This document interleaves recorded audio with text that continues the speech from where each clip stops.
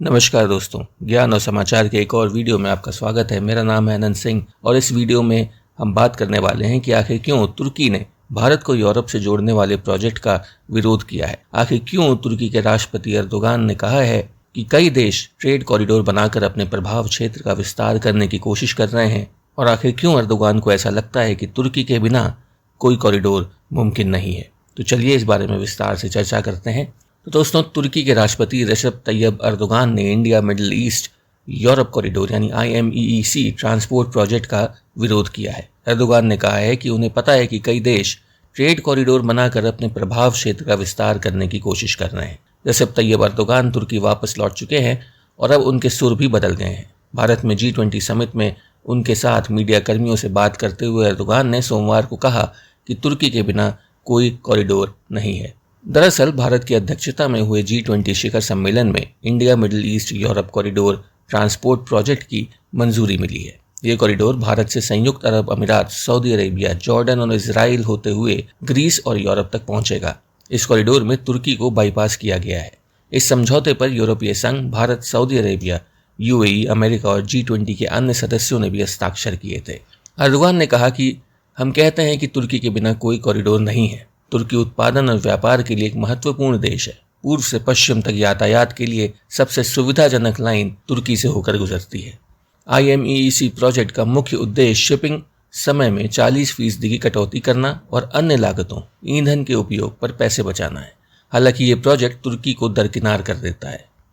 Erdogan ने कहा कि उन्हें पता है कि कई देश ट्रेड कॉरिडोर बना के अपने प्रभाव क्षेत्र का विस्तार करने की कोशिश कर रहे हैं। हालांकि उन्होंने इराक डेवलपमेंट रोड प्रोजेक्ट को सपोर्ट किया, जिसका टारगेट गल्फ को टर्की और यूरोप से रेलवे और हाईवे के एक जाल से जोड़ना है। G20 सम्मेलन में शामिल होने दिल्ली पहुंचे अर्दोगान ने PM मोदी के साथ द्विपक्षीय वार्ता में यूनाइटेड नेशन सिक्योरिटी काउंसिल में भारत की स्थायी सदस्यता का समर्थन किया। उन्होंने कहा कि अगर भारत जैसा देश संयुक्त राष्ट्र सुरक्षा परिषद का स्थायी सदस्य बनता है तो तुर्की को गर्व होगा। अर्दोगान ने कहा कि सभी गैर P5 सदस्यों को बारी बारी से सुरक्षा परिषद का सदस्य बनने का अवसर मिलना चाहिए। तो यहाँ हम कई वजहें इसके पीछे समझ सकते हैं कि आखिर तुर्की इस IMEEC ट्रांसपोर्ट प्रोजेक्ट से इतना परेशान क्यों है। सबसे पहली बात तो ये कि टर्की को इसमें इंक्लूड नहीं किया गया है, टर्की को बाईपास किया गया है। तो टर्की को इस बात का बुरा लगा है। टर्की भी इस प्रोजेक्ट का हिस्सा बनना चाहता है और इसलिए टर्की इसका ज़्यादा अपोज कर रहा है। दूसरा, हम ये कुछ समय से देख रहे हैं कि भारत अर्मेनिया और ग्रीस में अपनी पहुंच को लगातार बढ़ा रहा है। अर्मेनिया और ग्रीस में अपनी पहुंच को बढ़ाते हुए भारत टर्की को कहीं ना कहीं सिग्नल दे रहा है कि जिस तरह वो कश्मीर मुद्दे पे पाकिस्तान का साथ देता आता है, तो अगर टर्की भारत के इंटरनल मैटर्स में इंटरफेयर करेगा तो भारत भी टर्की पे प्रेशर बनाएगा और टर्की के इंटरनल मैटर्स में इंटरफेयर करने की कोशिश करेगा।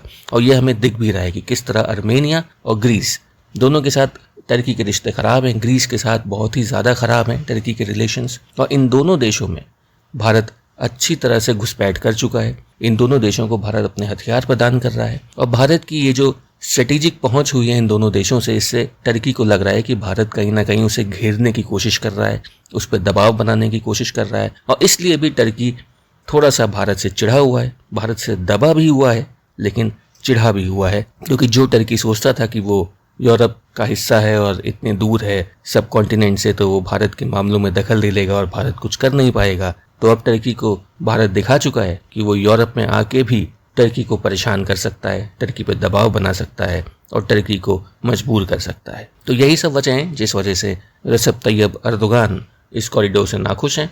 जब उन्हें बाईपास किया गया है तो उन्हें लग रहा है कि भारत का ये कोई जानबूझ के उठाया गया कदम है ताकि टर्की को और ज़्यादा आइसोलेट किया जा सके, टर्की की इकोनॉमी को कमज़ोर किया जा सके। उनकी लीरा वैसे ही बहुत ही तेज़ी से डेप्रिशिएट कर रही है।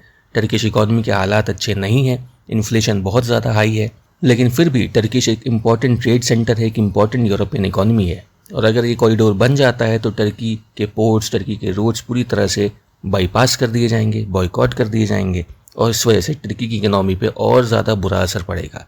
और यही सब वजह हैं जिस वजह से अर्दोगान साहब नाराज़ हैं, क्योंकि उन्हें लग रहा है कि भारत उन्हें जानबूझ के अलग थलग रख रहा है, उन पर दबाव बनाने की कोशिश कर रहा है और टर्की को कमज़ोर करने की कोशिश कर रहा है। तो दोस्तों, आशा करता हूँ आपको ये वीडियो अच्छा लगा होगा, कुछ नया जानने और सीखने को मिला होगा। अगर आप हमारे चैनल पर नए हैं और आपने अभी तक हमारे चैनल को सब्सक्राइब नहीं किया है तो प्लीज़ सब्सक्राइब बटन को ज़रूर प्रेस करें। Thank you very much for watching. See you on the next video. Take care, bye.